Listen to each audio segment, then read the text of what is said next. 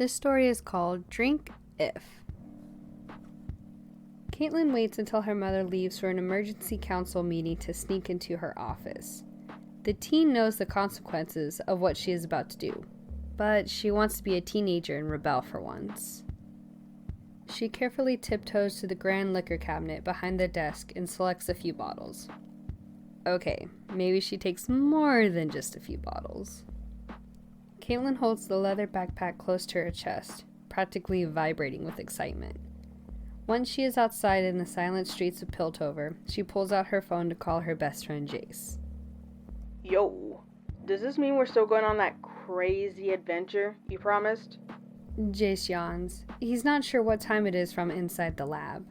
Yep, meet me at the bridge and bring your friends.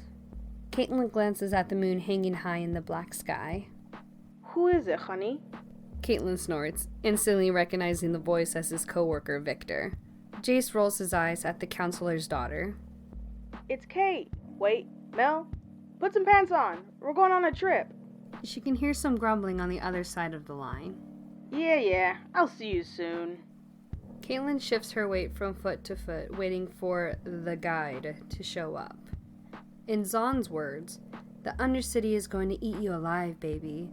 So here she is, ignoring the obvious sexual tension between the three teenagers behind her.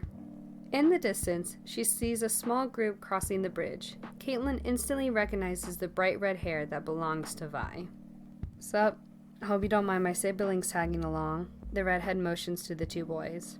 The dumb-looking one is Milo, and the other is Clagger. A small girl who looks to be 5 years younger jumps up and down. Vi, don't forget me! The redhead smirks, patting the young girl on top of her fluffy blue hair. And this little ball of annoying energy is Powder.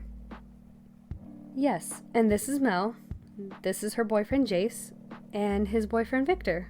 The teens from Zahn look at the trio like they were from space. Cuck. Milo grumbles under his breath, earning an elbow in his ribs from Clagger. Fuck! Vi shrugs nonchalantly. No fucks given here. I grew up next to a brothel. Let's get going before an enforcer thinks we're robbing you. The well-groomed Piltover teens look at each other and shrug, and follow the Zahn teens underground.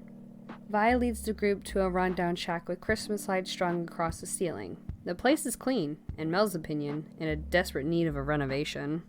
She wants to offer to have this place rebuilt free of charge, but she figures it would be rude. Caitlyn places the extremely valuable bag next to the coffee table in the center of the room, gently placing each bottle on the table. Vi tosses a tall stack of red plastic cups in the middle of the table, ready to get her drink on. Ooh, and Cupcake comes through with the good shit. Vi rubs her hands together and flops down on the floor between Caitlyn and Powder. Let's play Never Have I Ever. Clagger and Milo groan. Man, it's gonna be all of us getting drunk and shit, because they're boring. Mel takes slight offense, but she offers a different game instead of insulting her company. May I suggest Drink If? Powder jumps up and runs to the kitchen. I'll get my special cup. Oh, no you don't. This is an adult game. You can't play.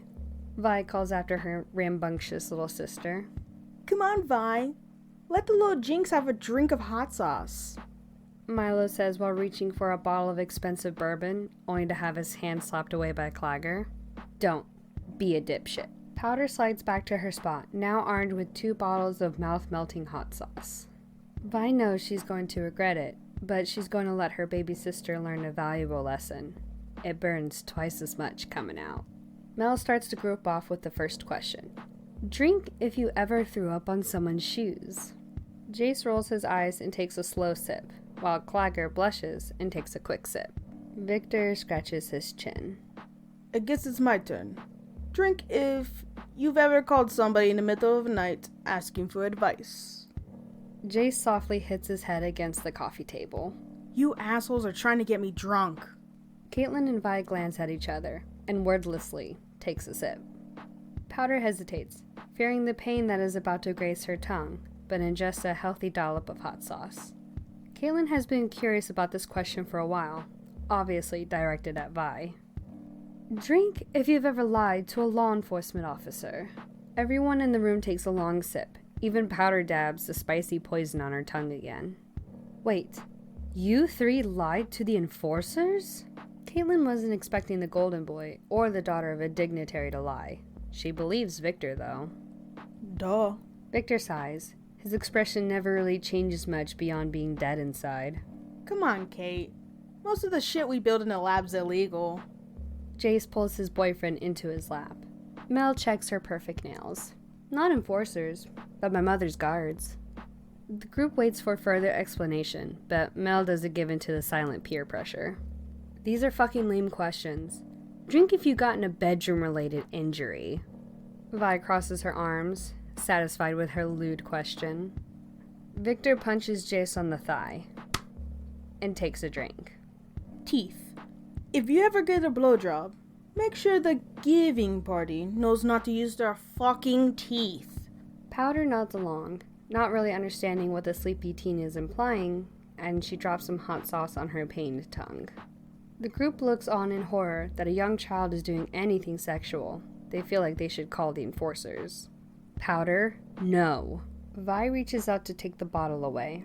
She knows her sister is too innocent for this game and should be playing with her bombs instead. Yeah, remember when I fell off the top bunk? The teens let out a collective sigh of relief. Vi did word it a bit open to interpretation. Okay, my turn. The child jumps up on the coffee table. Drink if... She pauses, trying to think of a juicy question to embarrass her new, strange-looking friends. Drink if you're gay. Powder has a spirit, but she is very misguided as to what is a good question for this game. Victor, Caitlyn, and Vi take a sip, eyeing the other two pilty teens refusing to take a drink. She didn't say pan. Mel shrugs. Or bye. Jace smiles. Milo rubs his hands together with a greedy smile plastered against his face. Vi, you have to promise not to hit me. Vi waves her hand. I promise no such thing. Drink if you're currently rocking it commando style. Vi tries to strangle Milo, but Caitlyn is holding her by the back of her shirt. Powder, on the other hand, is encouraging the violence. She loves seeing Milo in the business end of Vi's fist. You're gonna have to carry me home. Jace takes another drink. Mel watches on in amusement. Quit it. I have a rash. Ew. Everyone sneers. Victor chooses to hop out of his boyfriend's lap and scoot away. Gross. But okay. Clagger snaps his goggles over his eyes. Vi is right. We need more adult questions. This shit's boring. Drink if you enjoy eating pussy. Clagger and Milo clink their cups together in celebration. Mel takes a sip, trying her best to blend into the background. Vi smirks salaciously at Caitlyn and takes an exaggerated sip, making sure to hold eye contact the whole time. The teen grins at the challenge and repeats the gesture, with Vi on the receiving end. Suddenly, the room has this strange sexual tension caused by the two teens sitting next to each other. No one is sure of the extent of their relationship, but one can question if they're having intimate moments behind closed doors. Okay. Mel clears her throat.